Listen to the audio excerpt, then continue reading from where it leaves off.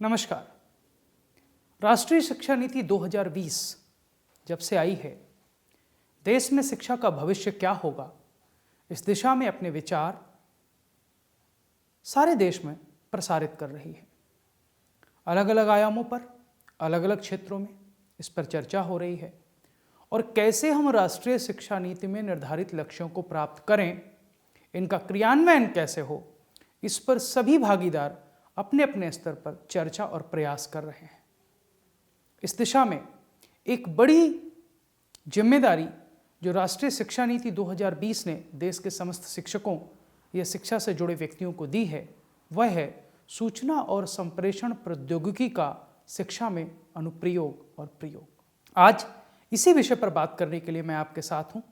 राष्ट्रीय शिक्षा नीति के अध्याय 23 और 24 में तकनीकी और सूचना संप्रेषण प्रौद्योगिकी के विषय में विस्तार से चर्चा की गई है।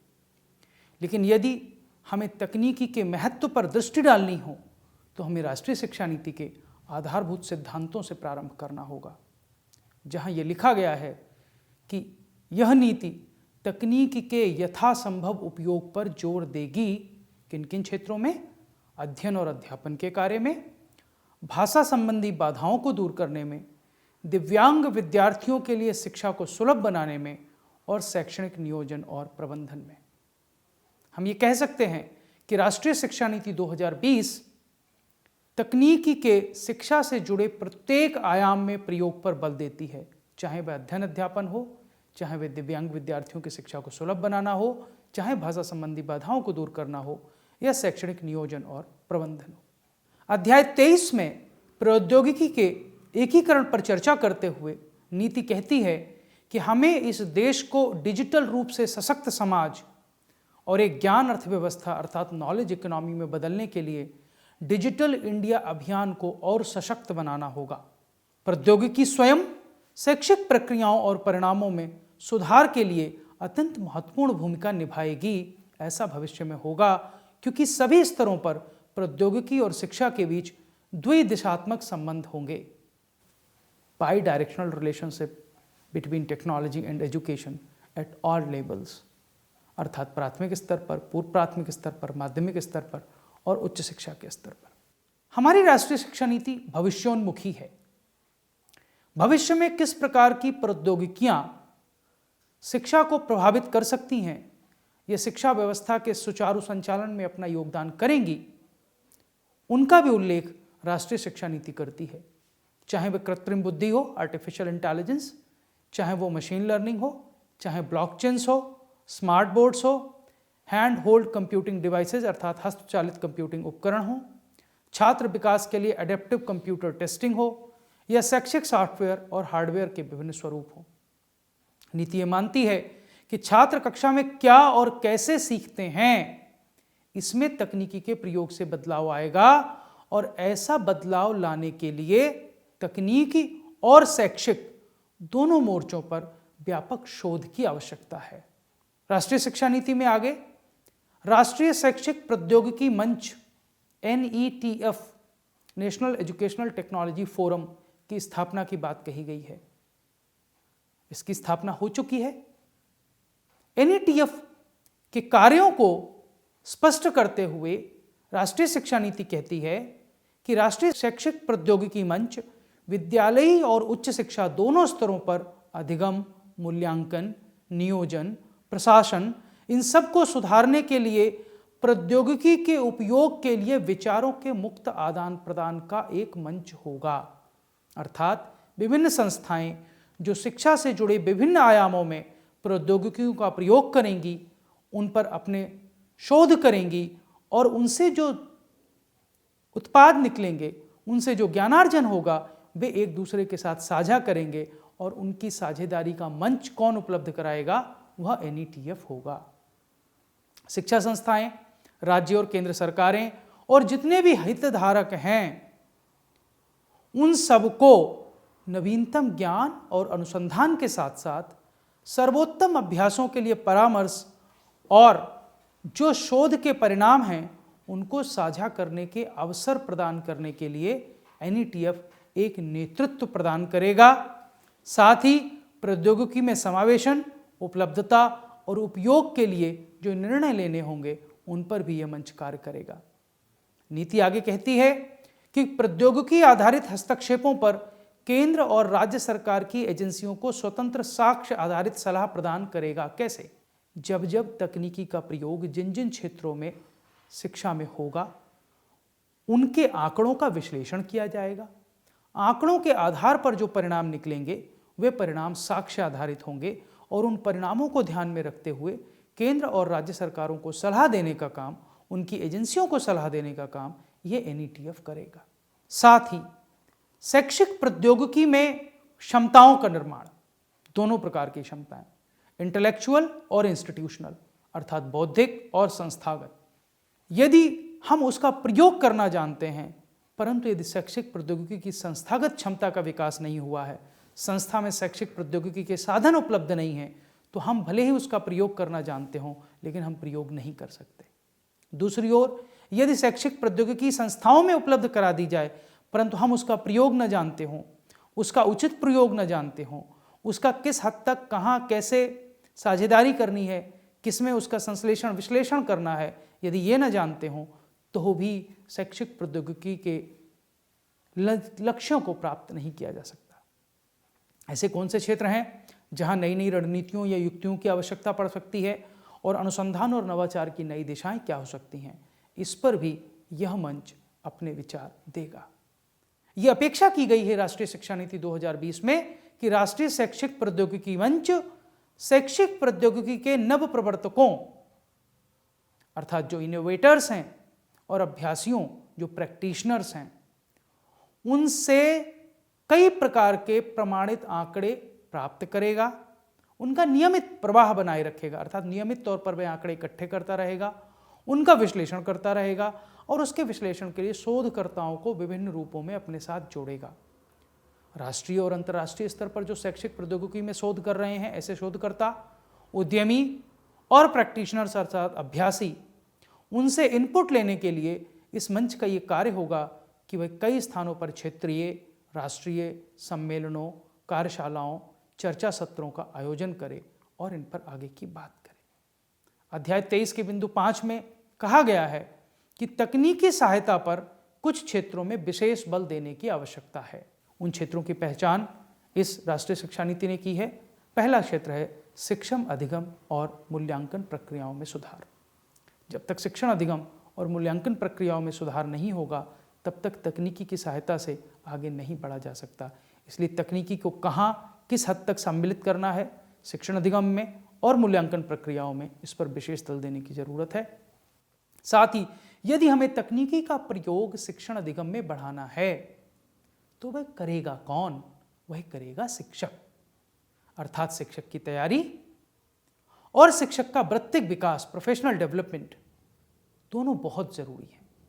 शैक्षिक पहुंच को बढ़ाना, एजुकेशनल एक्सेस को बढ़ाना, यह भी तकनीकी की सहायता से संभव है।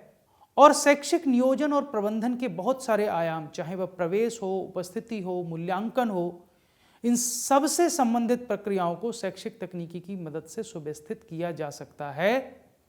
इसके लिए राष्ट्रीय शिक्षा नीति में कहा गया है कि सभी प्रमुख भारतीय भाषाओं में सभी स्तरों के छात्रों और शिक्षकों के लिए विभिन्न प्रकार के शैक्षिक सॉफ्टवेयर विकसित किए जाएंगे और उपलब्ध कराए जाएंगे। साथ ही यह दूरस्थ क्षेत्रों के छात्रों और दिव्यांग छात्र छात्राओं के लिए भी उपलब्ध होंगे, सुलभ होंगे। शिक्षण अधिगम की सबसे बड़ी आवश्यकता ई सामग्री की है। अभी तक ये देखा गया है कि जो भी ई सामग्री विकसित होती है या जो ई सामग्री की उपलब्धता है वह अधिकांशतः आंग्ल भाषा में है, परंतु भारत बहुभाषी देश है। इसलिए यह नीति कहती है कि शिक्षण अधिगम के लिए ई सामग्री का निर्माण सभी क्षेत्रीय भाषाओं में किया जाए। इसके लिए NCERT, SCERT, CIET, CBSE, NIOS और बहुत सारे संस्थानों द्वारा विभिन्न क्षेत्रीय भाषाओं में ई सामग्री को विकसित किया जाएगा। और जो यूनिफाइड पोर्टल है, जो एक पूरे देश का एक पोर्टल है जिसको दीक्षा प्लेटफॉर्म कहते हैं, उस दीक्षा प्लेटफॉर्म पर यह सामग्री अपलोड की जाएगी। दीक्षा के साथ साथ शिक्षा प्रौद्योगिकी में जो नए परिवर्तन आ रहे हैं उनको बढ़ावा देने के लिए और उनका विस्तार करने के लिए जो CIET है उसको मजबूत किया जाएगा। विद्यालयों में शिक्षकों को उपयुक्त उपकरण उपलब्ध कराए जाएंगे ताकि शिक्षक शिक्षण अधिगम अभ्यासों में ई सामग्री को ठीक ढंग से एकीकृत कर सकें। प्रौद्योगिकी आधारित जो भी शिक्षा मंच उपलब्ध हैं, चाहे वह दीक्षा है जो विद्यालय शिक्षा के क्षेत्र में काम कर रहा है, स्वयं कक्षा 11 से ऊपर और मुख्यतः उच्च शिक्षा के क्षेत्र में काम करने वाला अपना MOOC प्लेटफॉर्म है। इसके साथ साथ विद्यालय और उच्च शिक्षा दोनों स्तरों पर इस प्रकार के शिक्षा मंचों को एकीकृत किया जाएगा। उपयोगकर्ताओं को ये सुविधा दी जाएगी कि वे इस पर उपस्थित पाठ्यक्रमों की रेटिंग कर सकें, उनकी समीक्षा कर सकें, जिससे कि जो भी सामग्री विकासकर्ता हैं, जो भी कंटेंट डेवलपर हैं, उनको उपयोगकर्ता की आवश्यकता के अनुकूल गुणात्मक सामग्री बनाने में सक्षम बनाया जा सके। राष्ट्रीय शिक्षा नीति दो प्रमुख उभरती हुई परिवर्तनशील तकनीकियों अर्थात डिसरप्टिव टेक्नोलॉजीज की बात करती है। परिवर्तनशील प्रौद्योगिकी, हम उस प्रौद्योगिकी को मानते हैं जो एक उन्नत प्रौद्योगिकी हो और वर्तमान में जो प्रौद्योगिकी अभ्यास और संचालन हो रहे हों उनको वह प्रतिस्थापित कर दे। राष्ट्रीय शिक्षा नीति ने यह स्वीकार किया है कि आने वाला समय कृत्रिम बुद्धि और आभासी वास्तविकता अर्थात वर्चुअल रियलिटी का है।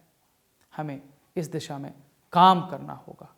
एक संस्था जिसकी स्थापना राष्ट्रीय शिक्षा नीति 2020 के अंतर्गत की जानी है, जिसको नेशनल रिसर्च फाउंडेशन कहते हैं, नीति कहती है कि उसको भी कृत्रिम बुद्धि के क्षेत्र में ध्यान देना चाहिए।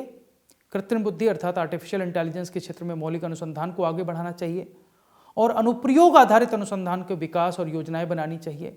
साथ ही कृत्रिम बुद्धि का उपयोग विविध क्षेत्रों में कैसे हो, जैसे स्वास्थ्य सेवा के क्षेत्र में, कृषि के क्षेत्र में, जलवायु परिवर्तन के क्षेत्र में, जो भी वैश्विक चुनौतियां आ रही हैं उनका समाधान करने के लिए कृत्रिम बुद्धि को कैसे प्रयोग किया जाए, यह इस नीति की महत्वपूर्ण सुझाव है।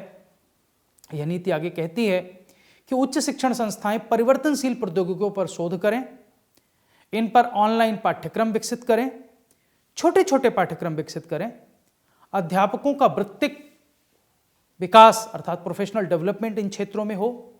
ऐसा इस नीति का मानना है कि ये प्रौद्योगिकियां भविष्य में कुछ रोजगार के क्षेत्रों को निरर्थक बना देंगी, अर्थात रोजगार उत्पन्न करने और उनमें सततता बनाए रखने के लिए स्किलिंग और डी स्किलिंग दोनों महत्वपूर्ण हैं और इसके प्रति प्रभावी और गुणवत्तापूर्ण दृष्टिकोण हमें विकसित करना होगा। प्रत्येक संस्था को ऐसे प्रशिक्षण देने के लिए संस्थागत और गैर संस्थागत भागीदारों को मंजूरी देनी होगी जो कौशल और उच्च शिक्षा संबंधी रूपरेखाओं के साथ एकीकृत किए जा सकते हों। विश्वविद्यालयों के लिए इस नीति में कहा गया है कि वे मशीन लर्निंग के साथ साथ बहुविषयक क्षेत्रों जैसे आर्टिफिशियल इंटेलिजेंस प्लस एक्स, यहाँ पर आर्टिफिशियल इंटेलिजेंस प्लस एक्स का अर्थ है कि शिक्षा के क्षेत्र में आर्टिफिशियल इंटेलिजेंस की क्या भूमिका है, आर्टिफिशियल इंटेलिजेंस और शिक्षा मनोविज्ञान, आर्टिफिशियल इंटेलिजेंस और शिक्षण विधियाँ, इसी प्रकार आर्टिफिशियल इंटेलिजेंस और बीमारियों की पहचान, आर्टिफिशियल इंटेलिजेंस और कृषि क्षेत्र में मौसम का प्रभाव, अर्थात प्रत्येक क्षेत्र में, चाहे वो स्वास्थ्य का क्षेत्र हो, शिक्षा का क्षेत्र हो, कृषि का क्षेत्र हो, कानून का क्षेत्र हो, यहाँ पर आर्टिफिशियल इंटेलिजेंस के साथ मल्टी डिसिप्लिनरी कोर्सेज परास्नातक लेवल और PhD के कार्यक्रम प्रारंभ किए जाएं। स्वयं जैसे प्लेटफॉर्म के माध्यम से इनको प्रसारित किया जाए। यह भी सुझाव दिया गया है कि यदि विश्वविद्यालय अपने पारंपरिक शिक्षण के साथ स्नातक और व्यावसायिक कार्यक्रमों को तो पढ़ाएं ही, उसके साथ इन ऑनलाइन पाठ्यक्रमों को भी उसके साथ मिश्रित करें तो भी ये तेज़ी से बढ़ सकते हैं।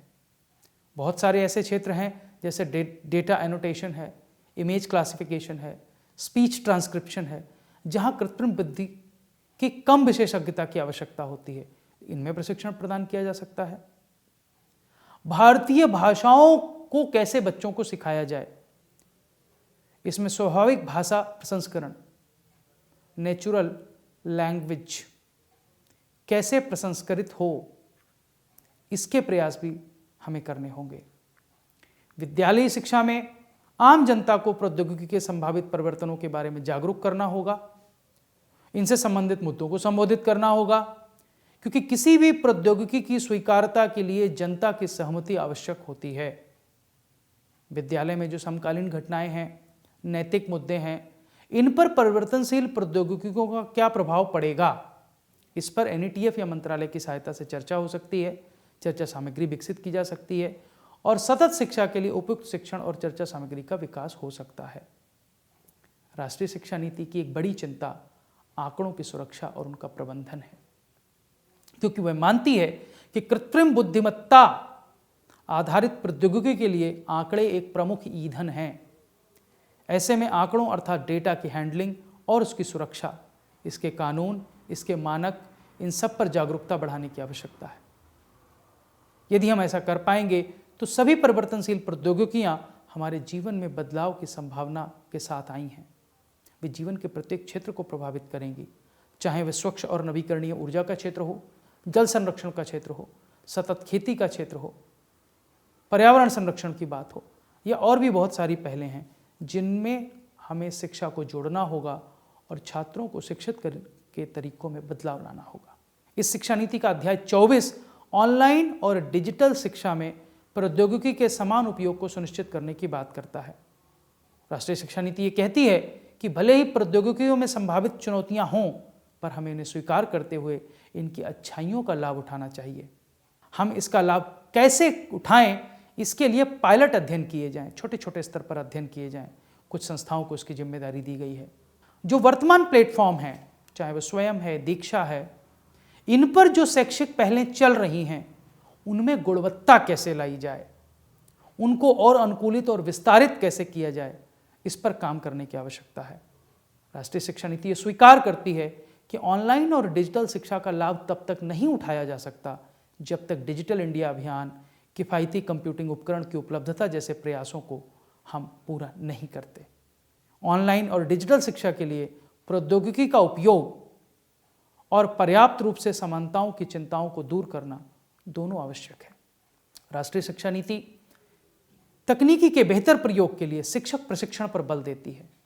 वह ये कहती है कि प्रभावी ऑनलाइन शिक्षक बनने के लिए शिक्षकों को उपयुक्त प्रशिक्षण और विकास की आवश्यकता होगी।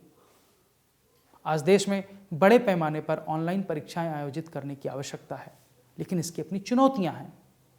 ऑनलाइन वातावरण में प्रश्नों का निर्माण किस प्रकार हो, कितने प्रकार के प्रश्न पूछे जा सकते हैं, उसकी सीमाएं क्या हैं, नेटवर्क में कोई व्यवधान आ जाए, विद्युत व्यवस्था में कोई व्यवधान आ जाए, कोई अनैतिक अभ्यास पनप जाए, उनको कैसे रोका जाए। ये नीति मानती है कि प्रत्येक विषय में एक ही तरीके से ऑनलाइन और डिजिटल शिक्षा प्रदान नहीं की जा सकती। जैसे प्रदर्शन कला और विज्ञान जैसे व्यवहारिक पाठ्यक्रम और विषय ऐसे हैं जिनकी अपनी सीमाएं हैं, तो वहाँ हमें कुछ अभिनव प्रयोग करने होंगे।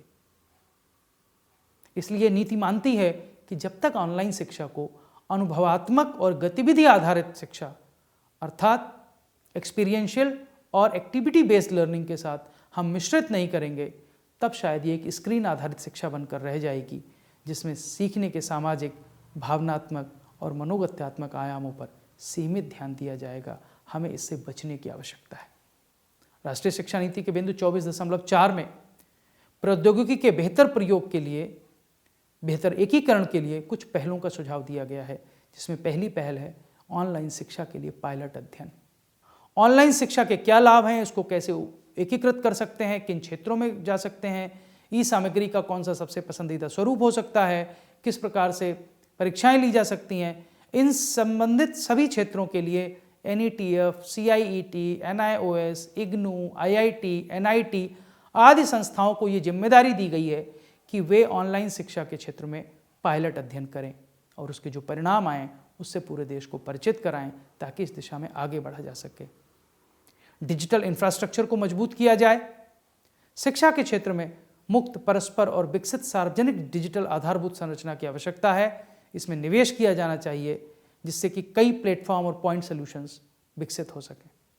यह सुनिश्चित करने की आवश्यकता है कि प्रौद्योगिकी आधारित समाधान प्रौद्योगिकी में तेजी के साथ कहीं पुराना न हो जाए।